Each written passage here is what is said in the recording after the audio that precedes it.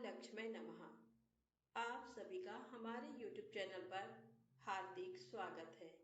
आज शुक्रवार के दिन आइए सुने माता महालक्ष्मी की पौराणिक कथाएं। श्री महालक्ष्मी की व्रत कथा के श्रवण और पठन करने से दुख दरिद्रता दूर हो जाता है। श्री महालक्ष्मी माता की कृपा से सुख संपत्ति ऐश्वर्य प्राप्त होता है, मन की इच्छा पूरी होती है। इसलिए कथा को श्रद्धा भाव से पूरा अवश्य सुनिएगा। एक बार प्रेम से बोले माता महालक्ष्मी की जय हो। सौराष्ट्र में भद्रश्रवा नाम के राजा थे। वे बड़े पराक्रमी राजा थे। 4 वेद, 6 शास्त्र, 18 पुराणों का उन्हें ज्ञान था। उनकी रानी का नाम सूरत चंद्रिका था। रानी दिखने में सुंदर और सुलक्षणा थी तथा पतिव्रता थी। उन दोनों को 7 पुत्र तथा उसके बाद एक कन्या का वरदान मिला था। कन्या का नाम सांबाला था। एक बार महालक्ष्मी जी के मन में आया कि जाकर उस राजा के राजप्रसाद में रहें। इससे राजा को दुगनी धन दौलत की प्राप्ति होगी और वह इस धन दौलत से अपनी प्रजा को और सुख दे पाएगा। गरीब के घर अगर रहे और उसे धन दौलत प्राप्त हो तो वह स्वार्थी की तरह केवल अपने ऊपर ही खर्च करेगा। ये सोचकर श्री महालक्ष्मी जी ने बूढ़ी ब्राह्मण स्त्री का रूप धारण किया। हाथ में लाठी लिए लाठी के सहारे रानी के द्वार तक पहुंची। यद्यपि उन्होंने बूढ़ी औरत का रूप धारण किया था, पर उनके चेहरे पर देवी का तेज था। उन्हें देखते ही एक दासी सामने आई। उसने उनका नाम, धाम, काम, धर्म पूछ डाला। वृद्ध ब्राह्मणी का रूप धारित माता लक्ष्मी ने कहा, बालिके, मेरा नाम कमला है। मेरे पति का नाम भुवनेश है। हम द्वारिका में रहते हैं। तुम्हारी रानी पिछले जन्म में एक वैश्य की पत्नी थी। वह वैश्य गरीब था। दरिद्रता के कारण हर रोज घर में झगड़े होते थे तथा उसका पति रोज उसे मारता था। इन बातों से तंग आकर वह घर छोड़कर चली गई तथा जंगल में खाली पेट भटकने लगी। उसकी इस दुर्दशा पर मुझे दया आई। तब मैंने उसे सुख संपत्ति देने वाली श्री महालक्ष्मी की कथा सुनाई। मेरे कहने पर उसने श्री महालक्ष्मी का व्रत किया। श्री महालक्ष्मी प्रसन्न हुई। उसकी गरीबी दूर हुई। उसका घर संसार दौलत संतति संपत्ति से भर गया। बाद में पति पत्नी दोनों परलोक सिधारे। लक्ष्मी व्रत करने के कारण वे लक्ष्मी लोक में रहे। उन्होंने जितने साल महालक्ष्मी का व्रत किया उतने हजारों साल उन्हें सुख भोग मिला। इस जन्म में उनका जन्म राजघराने में हुआ है, परंतु वह श्री महालक्ष्मी का व्रत करना भूल गई हैं। उसे ये याद दिलाने मैं यहाँ आई हूँ। बुढ़िया माँ की बातें सुनकर दासी ने उन्हें प्रणाम किया तथा श्री महालक्ष्मी का व्रत किस तरह किया जाए इस बारे में पूछा। बुढ़िया रूप धारण किए हुए माता महालक्ष्मी दासी को पूजा की विधि तथा महिमा बताई। इसके बाद वह दासी माता को प्रणाम कर रानी को बताने अंदर चली गई। राजवैभव में रहते हुए रानी को अपने ऐश्वर्य का बहुत घमंड हुआ था। संपत्ति तथा अधिकार की वजह से वह उन्मत्त हो गई थी। दासी द्वारा बताई गई बुढ़िया माई की बातें सुनकर वह आग बबूला होकर राजद्वार पर आकर बुढ़िया रूपी श्री महालक्ष्मी पर बरस पड़ी। उसे यह मालूम ही नहीं था कि श्री महालक्ष्मी माता बुढ़िया का रूप धारण किए द्वार तक आई है, परंतु रानी का इस कदर रूखा बर्ताव तथा अपना अनादर देखकर माता ने वहां ठहरना ठीक न समझा। वे वहां से चल पड़ी। राह में उन्हें राजकुमारी सांबाला मिली। उन्होंने सांबाला को सारी बात बताई। सांबाला ने अपनी ओर से श्री महालक्ष्मी माता से क्षमा मांगी। माता को उस पर दया आई। उन्होंने सांबाला को श्री महालक्ष्मी व्रत के बारे में बताया। सांबाला ने परम श्रद्धा से श्री महालक्ष्मी का व्रत रखा। फल स्वरूप राजा सिद्धेश्वर के सुपुत्र मालाधर से उसका विवाह हुआ। वह धन दौलत ऐश्वर्य वैभव से माला माल हो गई। पति के साथ ससुराल में आनंद से दिन बिताने लगी। इधर श्री महालक्ष्मी का रानी पर प्रकोप हुआ। फलस्वरूप राजा भद्रश्रवा का राज्य एवं राज्य कारोबार नष्ट हो गया। यहाँ तक कि खाने के लाले पड़ गए। ऐसी हालत में एक दिन रानी ने राजा से निवेदन किया, हमारा दामाद इतना बड़ा राजा है, धनवान है, ऐश्वर्यशाली है, क्यों न उसके पास जाएं, अपना हाल उसे बताएं, वह जरूर हमारी मदद करेगा। इस बात पर राजा भद्रश्रवा दामाद के पास रवाना हुए। राज्य में पहुंचकर एक तालाब के किनारे थोड़ी देर विश्राम लेने के लिए ठहरे। तालाब से पानी लेने आते जाते दासियों ने उन्हें देखा। उन्होंने विनम्रता से उनकी पूछताछ की। जब उन्हें ये मालूम हुआ कि वे रानी सांबाला के पिता हैं, तो दौड़ते हुए जाकर उन्होंने रानी को सारी बात बताई। रानी ने दासी के हाथ राज परिधान भेजकर बड़े ठाट से उनका स्वागत तथा आदर सत्कार किया, खान पान करवाया। जब वे लौटने लगे तो सोने की मोहरों से भरा घड़ा दिया। राजा भद्रश्रवा जब वापस लौटे तो उन्हें देखकर रानी सूरत चंद्रिका खुश हुई। उन्होंने सोने की मोहरों से भरे घड़े का मुंह खोल दिया, पर हाय भगवान, घड़े में धन के बदले कोयले मिले। ये सब श्री महालक्ष्मी के प्रकोप से हुआ। इस प्रकार दुर्दशा में और कई दिन बीत गए। इस बार रानी स्वयं अपनी कन्या के पास गई। सांबाला ने श्री महालक्ष्मी का व्रत किया, पूजा की, अपनी माता से भी व्रत करवाया। इसके बाद रानी अपने घर आई। श्री महालक्ष्मी का व्रत रखने पर उसे फिर से अपना राजपाट, धन दौलत, ऐश्वर्य प्राप्त हुआ। वह फिर से सुख शांति आनंदमय जीवन बिताने लगी। कुछ दिनों बाद राजकन्या सांबाला अपने पिता के घर आई। उसे अपने घर देखकर सूरत चंद्रिका को पुरानी बातें याद आई। ये कि सांबाला ने अपने पिता को घड़ा भर कोयला दिया था और उसे तो कुछ भी नहीं दिया था। इसी कारण सांबाला को पिता के घर आने पर उसका कोई आदर आतिथ्य नहीं हुआ, बल्कि अनादर हुआ। पर उसने इस बात का बुरा नहीं माना। अपने घर लौटते समय उसने पिता के घर से थोड़ा नमक ले लिया। अपने घर लौटने पर उसके पति ने पूछा, अपने मायके से क्या लाई हो? इस पर उसने जवाब दिया, वहां का साग लाई हूं। पति ने पूछा, इसका मतलब क्या हुआ? सांबाला ने कहा, थोड़ा धीरज रखें, सब मालूम हो जाएगा। उस दिन सांबाला ने सारा भोजन नमक डाले बिना बनाया और परोसा। पति ने खाना चखा, सारा खाना नमक बिना था, इसलिए स्वाद नहीं आया। फिर सांबाला ने थाली में नमक डाला, इससे सारा भोजन स्वादिष्ट लगने लगा। तब सांबाला ने पति से कहा, यही है वह मायके से लाया हुआ साग। पति को उसकी बात सही लगी। फिर वह दोनों हंसी मजाक करते हुए प्रसन्न चित्त मन से भोजन करने लगे। कहा गया है कि इस तरह जो कोई श्रद्धा भाव से श्री महालक्ष्मी की पूजा करे, उसे माता की कृपा प्राप्त होती है, सुख संपत्ति शांति प्राप्ति होती है, सभी मनोकामनाएं पूरी होती हैं। प्रेम से बोले लक्ष्मी माता की जय हो। अब आइए सुने माता अन्नपूर्णा की पौराणिक कथा। अन्नपूर्णे सदा पूर्णे शंकर प्राण वल्लभे ज्ञान वैराग्य सिद्ध्यर्थम भिक्षाम देहि च पार्वती।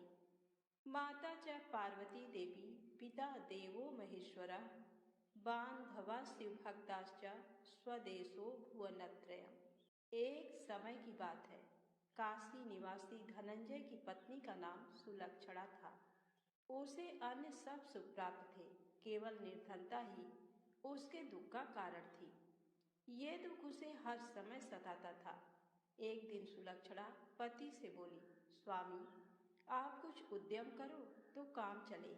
इस प्रकार कब तक काम चलेगा? सुलक्षणा की बात धनंजय के मन में बैठ गई और वह उसी दिन विश्वनाथ शंकर जी को प्रसन्न करने के लिए बैठ गया और कहने लगा, हे देवादिदेव विश्वेश्वर, मुझे पूजा पाठ कुछ आता नहीं है, केवल तुम्हारे भरोसे बैठा हूँ। इतनी विनती करके वह 2-3 दिन भूखा प्यासा बैठा रहा। ये देखकर भगवान शंकर ने उसके कान में अन्नपूर्णा, अन्नपूर्णा, अन्नपूर्णा इस प्रकार 3 बार कहा। ये कौन क्या कह गया, इसी सोच में धनंजय पड़ गया कि मंदिर से आते ब्राह्मणों को देखकर पूछने लगा, पंडित जी, अन्नपूर्णा कौन है? ब्राह्मणों ने कहा, तू अन्न छोड़ बैठा है, सो तुझे अन्न की ही बात सूझती है। जा घर जाकर अन्न ग्रहण कर। धनंजय घर गया, स्त्री से सारी बात कही। वह बोली, नाथ, चिंता मत करो, स्वयं शंकर जी ने ये मंत्र दिया है, वे स्वयं ही खुलासा करेंगे। आप फिर से जाकर उनकी आराधना करो। धनंजय फिर जैसा का तैसा पूजा में बैठ गया। रात्रि में शंकर जी ने आज्ञा दी, कहा तू पूर्व दिशा में चला जा। वह अन्नपूर्णा माँ का नाम जपता जाता और रास्ते में फल खाता, झरनों का पानी पीता जाता। इस प्रकार कितने ही दिनों तक चलता गया। वहाँ उसे चांदी सी चमकती वन की शोभा देखने में आई। सुंदर सरोवर देखने में आया। उसके किनारे कितनी ही अप्सराएं झुंड बनाए बैठी थी। एक कथा कहती थी और सब माँ अन्नपूर्णा इस प्रकार बार बार कहती थी। ये अगहन मास की उजेली रात्रि थी और आज से ही व्रत का आरंभ था। जिस शब्द की खोज करने वह निकला था, वह उसे वहां सुनने को मिला। धनंजय ने उनके पास जाकर पूछा, हे देवियों, आप ये क्या करती हो? उन सब ने कहा, हम सब माँ अन्नपूर्णा का व्रत करती हैं। व्रत करने से गई, पूजा क्या होता है? ये किसी ने किया भी है? इसे कब किया जाए? कैसा व्रत है और विधि कैसी है? मुझसे भी कहो। वे कहने लगी, इस व्रत को सब कोई कर सकते हैं। 21 दिन तक के लिए 21 गांठ का सूत लेना चाहिए। 21 दिन यदि ना बने तो 1 दिन उपवास करें। ये भी ना बने तो केवल कथा सुनकर प्रसाद लें। निराहार रहकर कथा कहें। कथा सुनने वाला कोई ना मिले तो पीपल के पत्तों को रख, सुपारी या घृत कुमारी वृक्ष को सामने कर, दीपक को साक्षी कर, सूर्य, गाय, तुलसी या महादेव जी को बिना कथा सुनाए मुख में दाना न डाले। यदि भूल से कुछ पड़ जाए तो 1 दिवस फिर उपवास करें। व्रत के दिन क्रोध ना करें और झूठ ना बोलें। धनंजय बोला, इस व्रत के करने से क्या होगा? वे कहने लगी, इसके करने से अंधों को नेत्र मिले, लूलों को हाथ मिले, निर्धन के घर धन आए, बाझल को संतान मिले, मूर्ख को विद्या आए। जो जिस कामना से व्रत करे, माँ उसकी इच्छा पूरी करती है। वह कहने लगा, बहनों, मेरे भी धन नहीं है, विद्या नहीं है, कुछ भी तो नहीं है। मैं तो दुखिया ब्राह्मण हूँ। मुझे इस व्रत का सूत दोगी? हाँ भाई, तेरा कल्याण हो, तुझे सूत देंगी। ले, इस व्रत का मंगल सूत ले। धनंजय ने व्रत किया। व्रत पूरा हुआ। तभी सरोवर में से 21 खंड की सुवर्ण सीढ़ी हीरा मोती जड़ी हुई प्रकट हुई। धनंजय जय अन्नपूर्णा अन्नपूर्णा कहता जाता था।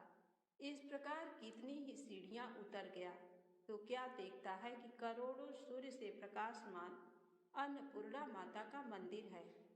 उसके सामने सुवर्ण सिंहासन पर माता अन्नपूर्णा विराजमान है। सामने भिक्षा हेतु शंकर भगवान खड़े हैं। देवांगनाएं चंवर डुलाती हैं। कितनी ही हथियार बांधे पहरा देती हैं। धनंजय दौड़कर जगदम्बा के चरणों में गिर गया। देवी उसके मन का क्लेश जान गई। धनंजय कहने लगा, माता, आप तो अंतर्यामिनी हो, आपको अपनी दशा क्या बताऊं? माता बोली, मेरा व्रत किया है, जा, संसार तेरा सत्कार करेगा। माता ने धनंजय की जिह्वा पर बीज मंत्र लिख दिया। अब तो उसके रोम रोम में विद्या प्रकट हो गई। इतने में क्या देखता है कि वह काशी विश्वनाथ के मंदिर में खड़ा है। माँ का वरदान ले धनंजय घर आया। सुलक्षणा से सब बात कही। माता जी की कृपा से उसके घर में संपत्ति उमड़ने लगी। छोटा सा घर बहुत बड़ा गिना जाने लगा। जैसे शहद के छत्ते में मक्खियां जमा होती हैं, उसी प्रकार अनेक सगे संबंधी आकर उसकी बड़ाई करने लगे। सभी कहने लगे, इतना धन और इतना बड़ा सुंदर घर, संतान नहीं तो इस कमाई का कौन भोग करेगा। सुलक्षणा से संतान नहीं है, इसलिए तुम दूसरा विवाह करो। अनिच्छा होते हुए भी धनंजय को दूसरा विवाह करना पड़ा और सती सुलक्षणा को सौत का दुख उठाना पड़ा। इस प्रकार दिन बीतते गए। फिर अगहन मास आया। नए बंधन से बंधे पति से सुलक्षणा ने कहलाया कि हम व्रत के प्रभाव से सुखी हुए हैं, इस कारण ये व्रत छोड़ना नहीं चाहिए। ये माता जी का प्रताप है जो हम इतने संपन्न और सुखी हैं। सुलक्षणा की बात सुन धनंजय उसके यहाँ आया और व्रत में बैठ गया। नई बहू को इस व्रत की खबर नहीं थी। वह धनंजय के आने की राह देख रही थी। दिन बीतते गए और व्रत पूर्ण होने में 3 दिवस बाकी थे कि नई बहू को खबर पड़ी। उसके मन में ईर्ष्या की ज्वाला दहक रही थी। सुलक्षणा के घर आ पहुंची और उसने वहां भगदड़ मचा दी। वह धनंजय को अपने साथ ले गई। नए घर में धनंजय को थोड़ी देर के लिए निद्रा ने आ दबाया। इसी समय नई बहू ने उसका व्रत का सूत तोड़कर आग में फेंक दिया।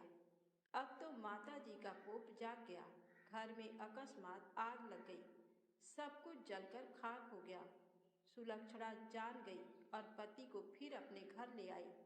नई बहू रूठकर पिता के घर जा बैठी। पति को परमेश्वर मानने वाली सुलक्षणा बोली, नाथ घबराना नहीं, माता जी की कृपा अलौकिक है। पुत्र कुपुत्र हो जाता है पर माता कुमाता नहीं होती।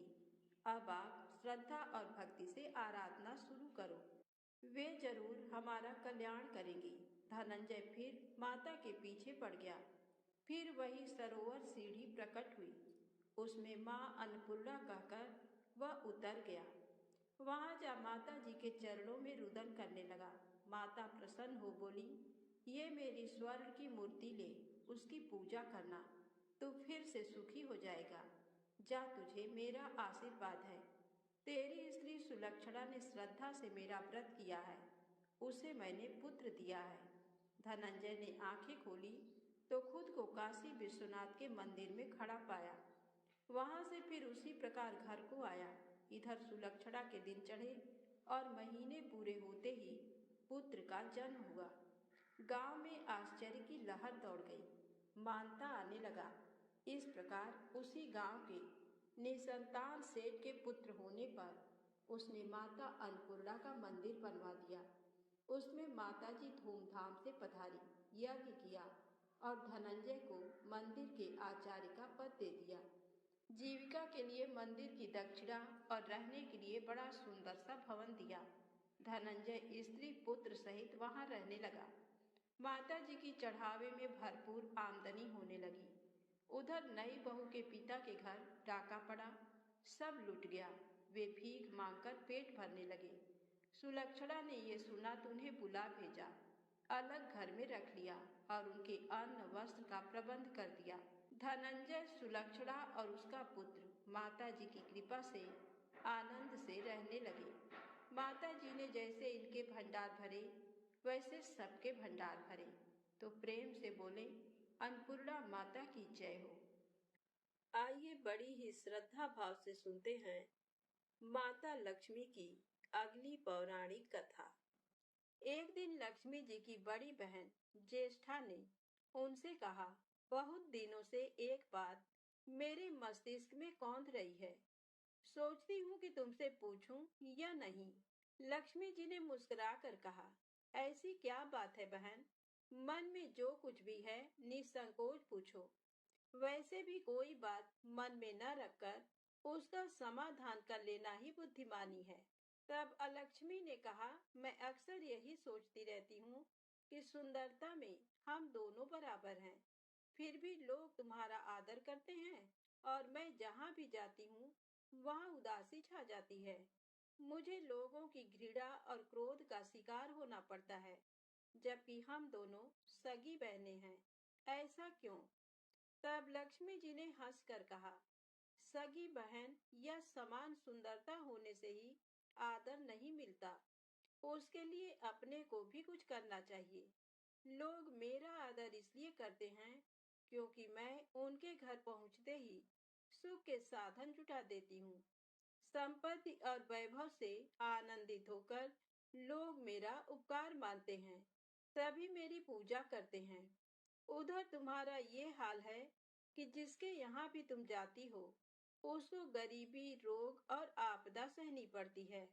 इसी वजह से लोग तुमसे घृणा करते हैं। कोई आदर नहीं करता। आदर पाना है तो दूसरों को सुख पहुंचाओ।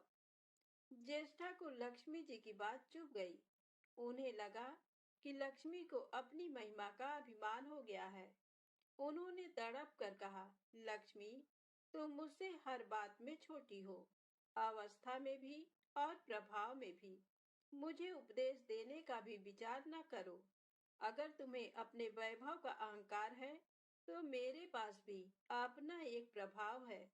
मैं जब अपनी पर आ जाऊं, तो तुम्हारे करोड़पति भक्त को भी पल भर में भिखारी बना दूं। इतना सुनकर लक्ष्मी जी को हंसी आ गई और कहने लगी, बहन, तुम बड़ी हो, इसलिए कुछ भी कह लो, लेकिन जहां तक प्रभाव की बात है, मैं तुमसे कम नहीं हूँ। जिसको तुम भिखारी बनाओगी, उसे मैं दूसरे दिन रंक से फिर राजा बना दूंगी। मेरी महिमा का अभी तुम्हें पता ही कहाँ है। अलक्ष्मी ने कहा, और तुम्हें भी मेरी महिमा का पता ही नहीं है। जिसकी तुम सहायता करोगी, उसे मैं दाने दाने के लिए भी मोहताज कर दूंगी। लक्ष्मी जी ने कहा, देखो बहन, दाने दाने के लिए तुम उसे मोहताज कर सकती हो जिससे मैं रूठ जाऊं, जिसके सिर पर मेरा वरद हस्त ना हो, उसका तुम कुछ भी बिगाड़ सकती हो। परंतु जिस पर मेरी कृपा दृष्टि है, उसका कोई भी बाल तक बांका नहीं कर सकता। अगर तुम अपना प्रभाव दिखाने को इतनी ही उतावली हो रही हो, तो कल अपना प्रभाव दिखाकर देख लेना। अलक्ष्मी बोली, ठीक है, बोलो कहाँ चलें? तब माता लक्ष्मी ने कहा, दूर क्यों जाएं? पास ही के गांव में एक ब्राह्मण रहता है। उसका नाम है दीनानाथ। वह हर रोज मंदिर में पूजा करने जाता है और मेरा पक्का भक्त है। उसी पर हमें अपनी अपनी महिमा दिखानी है। ज्येष्ठा को ताव आ गया। उन्होंने हाथ झटक कर कहा, ठीक है, देख लेना, कल तुम्हारा सिर ही झुक जाएगा। कहकर वह एक ओर चली गईं। लक्ष्मी जी वहीं खड़ी बहन के क्रोध और अहंकार पर मुस्कुराती रहीं। दूसरे दिन दोनों बहनें गांव के विष्णु मंदिर में पहुंची। उन्होंने वेश बदल रखा था। साधारण स्त्रियों की तरह वे दोनों मंदिर के द्वार पर बैठ गईं। लोगों ने देखा तो अवश्य, लेकिन किसी ने उनकी ओर कोई खास ध्यान नहीं दिया। ध्यान देने वाली कोई खास बात थी भी नहीं। वह मंदिर था और वहां हर रोज दीन दुखी आते जाते रहते थे। वहां आने वाले सभी किसी न किसी परेशानी में घिरे रहते थे। फिर भला उन्हें किसी दूसरे की परेशानी से क्या सरोकार हो सकता था? थोड़ी देर बाद वहां दीनू पंडित आया। दोनों बहनों की नजरें उस पर जम गईं। पूजा करके जब वह लौटने लगा, तो ज्येष्ठा ने कहा, लक्ष्मी, वह तुम्हारा भक्त आ रहा है, बन पड़े तो कोई सहायता करो। माता लक्ष्मी ने कहा, हाँ, करती हूँ। लक्ष्मी जी ने एक पोला बांस दीनू के रास्ते में रख दिया, जिसमें मोहरे भरी हुई थी। ज्येष्ठा ने बांस को छूकर कहा, अब तुम मेरा प्रभाव भी देख लेना। पूजा करके लौट रहे दीनू ने रास्ते में पड़ा हुआ वह बांस का टुकड़ा उठा लिया। उसका विचार था कि वह किसी काम आ जाएगा। घर में 100 जरूरतें होती हैं। अभी वह पंडित कुछ ही आगे बढ़ा था कि उसे एक लड़का मिला। लड़के ने पहले पंडित जी से राम राम की, फिर बड़ी ही नम्रता से बोला, पंडित जी, मुझे अपनी चारपाई के लिए बिल्कुल ऐसा ही बांस चाहिए। दादाजी ने ये कहकर भेजा है कि जाओ बाजार से ले आओ। ऐसा बांस पंडित जी कहाँ मिलेगा? दीनू ने कहा, मैंने मोल नहीं लिया, रास्ते में पड़ा था, सो उठा लाया। लो, तुम्हें जरूरत है तो तुम ही रख लो। वैसे बाजार में 1 रुपए से कम का नहीं है। लड़के ने चवन्नी देते हुए कहा, मगर मेरे पास तो ये चवन्नी ही है पंडित जी। अभी तो आप इसे ही रखिए, बाकी 12 आने शाम को दे जाऊंगा। पंडित जी खुश थे कि बिना किसी हील हुज्जत के रुपया कमा लिया। दीनू पंडित ने चवन्नी लेकर बांस लड़के को दे दिया और वह चवन्नी अपनी डोलची में रख दी। मंदिर के पास खड़ी दोनों देवियां ये सारी लीला देख रही थी। ज्येष्ठा ने कहा, लक्ष्मी, देखा तुमने, तुम्हारी इतनी सारी मोहरें मात्र एक चवन्नी में बिक गई। और अभी क्या, ये चवन्नी भी तुम्हारे भक्त के पास नहीं रुकेगी। चलो उसके पीछे चलते हैं और देखते हैं कि क्या होता है। दोनों बहनें दीनू के पीछे पीछे चलने लगीं। एक तालाब के पास दीनू ने डोलची रख दी और कमल के फूल तोड़ने लगा। उसी बीच एक चरवाहे का लड़का आया और डोलची में रखी हुई चवन्नी लेकर भाग गया। दीनू को पता ही नहीं चला। फूल तोड़कर वह अपने घर चलने लगा। इतने में वही लड़का आता हुआ दिखाई दिया जिसने चवन्नी देकर उससे बांस ले लिया था। करीब आकर वह बोला, पंडित जी, ये बांस तो बहुत वजनी है। दादाजी ने कहा है कि कोई हल्का बांस चाहिए, इसकी चारपाई ठीक ना होगी। ये लीजिए, आप अपना बांस वापस ले लीजिए। कहकर उसने बांस पंडित जी के हवाले कर दिया। दीनू ने बांस ले लिया, लेकिन चवन्नी तो डोलची में थी ही नहीं। तब उसने कहा, बेटा, चवन्नी तो कहीं गिर गई, तुम मेरे साथ घर चलो, वहां दूसरी दे दूंगा। इस समय मेरे पास एक भी पैसा नहीं है। तब आप जाइए, मैं शाम को आकर घर से ले लूंगा। ऐसा कहकर लड़का अपनी राह लौट गया। बांस फिर से पंडित जी के ही पास आ गया और लक्ष्मी जी हौले से मुस्कुराईं। उनको इस प्रकार मुस्कुराते देखकर ज्येष्ठा मन ही मन में जल उठी। वह बोली, अभी तो खेल शुरू ही हुआ है, देखती चलो कि मैं इसे कैसे तिगनी का नाच नचाती हूँ। दीनू बेचारा इन सब बातों से बेखबर अपनी ही धुन में आगे बढ़ा चला जा रहा था। उसे क्या पता था कि वह शतरंज का मोहरा बना हुआ है। वह तो धूप छांव की भांति दोनों बहनों का प्रभाव सहता चुपचाप चला जा रहा था। आगे चलकर गांव का एक अहीर मिला। उसने दीनू को चवन्नी वापस करते हुए बताया, पंडित जी, मेरा लड़का आपकी डोलची से ये चवन्नी उठा लाया था। वह बड़ा ही शैतान है। मैं आपकी वही चवन्नी लौटाने आया हूँ। हो सके तो उस शैतान को माफ कर दीजिएगा। दीनू ने आशीर्वाद देकर चवन्नी ले ली और प्रसन्न मन से उस लड़के को पुकारने लगा, जो शाम को घर आकर चवन्नी लेने की बात कहकर लौटा जा रहा था। आवाज सुनकर लड़का लौट आया। अपनी चवन्नी वापस पाकर वह भी प्रसन्न हो गया। दीनू पंडित निश्चिंत मन से घर की ओर बढ़ने लगा। उसके एक हाथ में पूजा की डोलची थी और दूसरे में वही 5 हाथ का लंबा बांस। राह चलते दीनू पंडित सोच रहा था, बांस तो काफी वजनी है। वजनी है तो मजबूत भी होगा, क्योंकि ठोस है। इसे दरवाजे के छप्पर में लगा दूंगा। कई साल के लिए बल्ली से छुटकारा मिल जाएगा। ज्येष्ठा को उसके विचार पर क्रोध आ गया। लक्ष्मी जी के प्रभाव से दीनू को लाभ होता देख वह मन ही मन बुरी तरह जली जा रही थी। जब उन्होंने देखा कि पंडित का घर करीब आ गया है, तो कोई उपाय न पाकर उन्होंने दीनू को मारने का विचार किया। उन्होंने कहा, लक्ष्मी, धन संपत्ति तो मैं छीन ही लेती हूँ, अब तुम्हारे भक्त के प्राण भी ले लूंगी। देखो वह किस तरह तड़प तड़प कर मरता है। और वह तुरंत सांप बनकर दीनू की ओर दौड़ पड़ी। लक्ष्मी जी को तनिक भी घबराहट नहीं हुई। वह उसी तरह खड़ी मुस्कुराती रही। सहसा दीनू चौंक पड़ा। एक भयानक सांप फन उठाए उसकी ओर झपट रहा था। प्राण तो सभी को प्रिय होते हैं, उपाय रहते कोई अपने को संकट में नहीं पड़ने देता। दीनू ने पगडंडी वाला रास्ता छोड़ दिया और एक ओर को भागने लगा।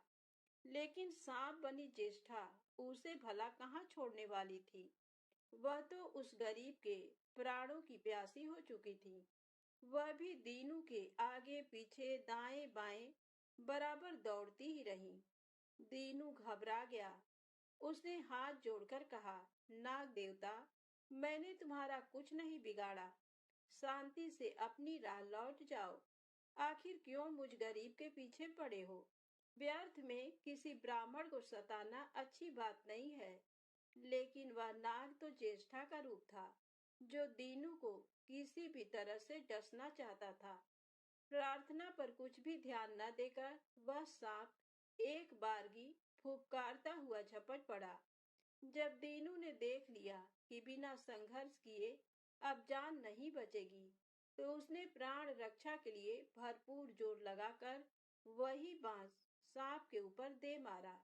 धरती से टकराते ही बांस के दो टुकड़े हो गए और उसके भीतर भरी हुई मोहरें खन खनाकर बिखर गईं, जैसे लक्ष्मी जी हंस रही हो। दीनू के मुंह हैरतपूर्ण चीख सी निकली। अरे! थोड़ी देर के लिए वह ठगा सा खड़ा आंखें फाड़े उन मोहरों की ओर देखता रहा। एक पल के लिए तो वह सांप को भूल ही गया, परंतु फिर जैसे उसे झटका सा लगा। सांप का ध्यान आते ही उसने उसकी ओर गर्दन घुमाई तो देखा कि बांस की चोट से सांप की कमर टूट गई है और वह लहूलुहान अवस्था में झाड़ी की ओर भागा जा रहा है। दूसरे क्षण वह मोहरों पर लौट गया और कहने लगा, तेरी जय हो लक्ष्मी माता। जीवन भर का दारिद्र्य आज दूर हो गया। तेरी महिमा कौन जान सकता है। चलो अब घर में बैठकर तुम्हारी पूजा आरती करूंगा। और फिर जल्दी जल्दी उसने सारी मोहरें अंगोछे में बांध दी और लंबे लंबे कदमों से घर की ओर चल दिया।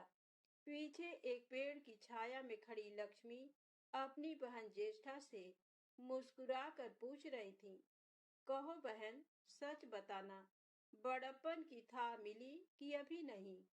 बड़प्पन किसी को कुछ देने में ही है, उससे छीनने में नहीं। ज्येष्ठा ने कोई उत्तर नहीं दिया। वह चुपचाप उदास खड़ी रही। लक्ष्मी जी ने उनका हाथ पकड़कर कहा, फिर भी हम दोनों बहनें हैं, जहाँ रहेंगी साथ ही रहेंगी। आओ अब चले। तो प्रेम से बोले, माता लक्ष्मी की जय हो।